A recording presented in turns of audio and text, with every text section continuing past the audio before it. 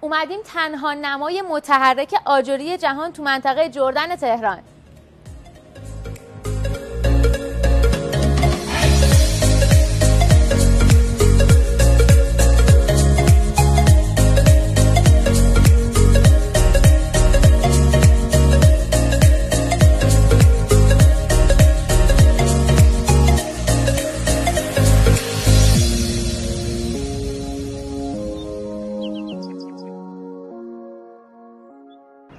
اینجا ساختمون اداری پدیداره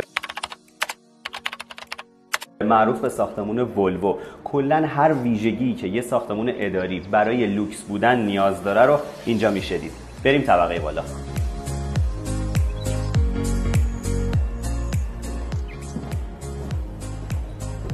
اینجا پیش‌فضای ورودی واحداست که سنگ آنتولینی کار شده، یه برند ایتالیایی درجه 1.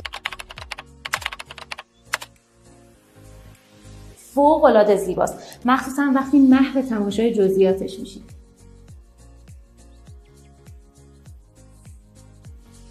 همه بخش‌های این ساختمون هوشمندسازی شده است، از دستگیره‌های در گرفته تا سیستم تهویه.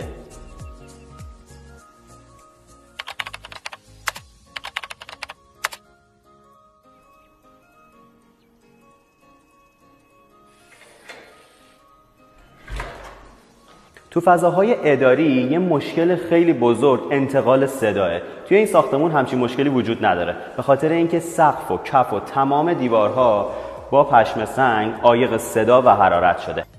میرسیم به جایی که هنر و معماری حسابی خودنمایی میکنه.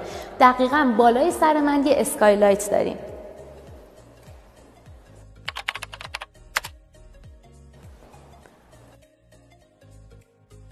در خدمت مهندس شفیعی هستیم، مدیر پروژه ساختمون اداری پدیدار. مهندس لطف می‌کنی خودتون معرفی کنید. سلام، خیلی خوش آمدید. رسول شفیعی هستم، مدیریت اجرایی پروژه پدیدار که به پروژه ولوو شهرت داره. من علاوه بر حالا بحث مدیریت اجرایی، بحث خود اجرای پروژه رو هم بر عهده داشتم. در خدمتتون هستم. خیلی ممنون.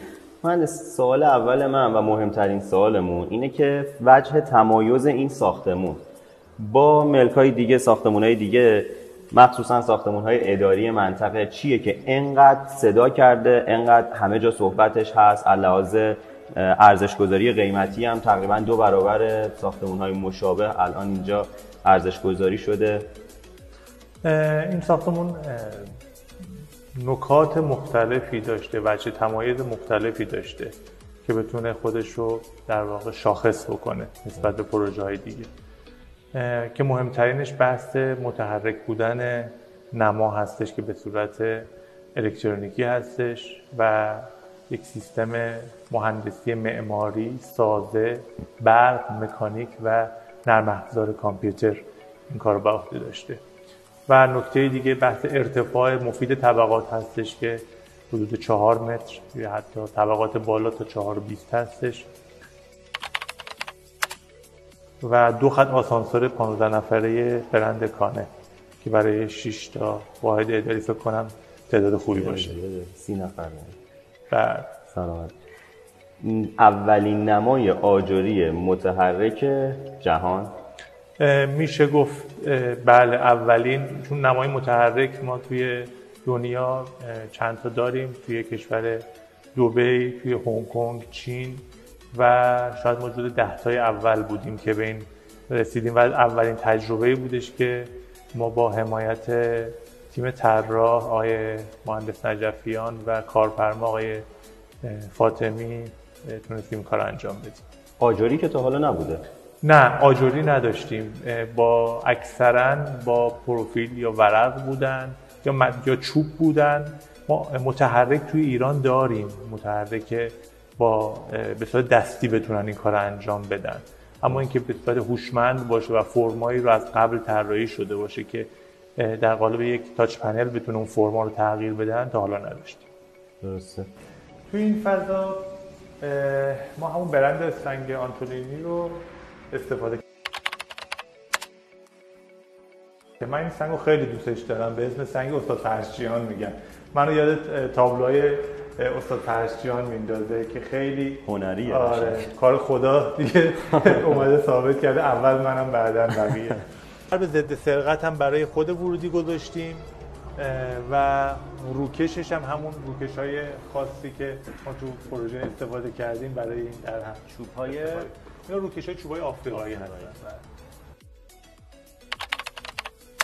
جای پارک ماشین معضل بزرگ این منطقه است، یعنی حتی شما یه پارکینگ خالی هم نمیتونی پیدا بکنی، ولی توی این پروژه برای هر واحد 7-8 تا پارکینگ در نظر گرفتن.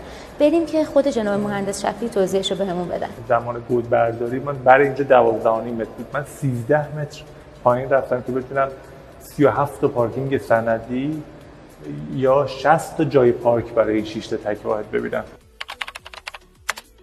که مشکلاتی که اگر شما می‌اومدید اینجا جا پارک نداشتید من از الان برطرف کرده باشم.